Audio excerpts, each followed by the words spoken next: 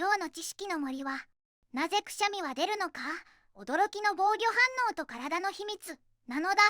くしゃみが出る理由を知っているかなのだ。くしゃみは鼻の中に異物が入った時に体が自然に行う防御反応なのだ。花粉やほこり、強い匂いなどが鼻粘膜を刺激すると、脳が異物を追い出せと信号を送り、肺に溜まった空気を一気に鼻と口から押し出すのだ。そのスピードはなんと時速 160km にも達することがあるのだ。くしゃみをするときは周りに注意してエチケットを守ることが大切なのだよ。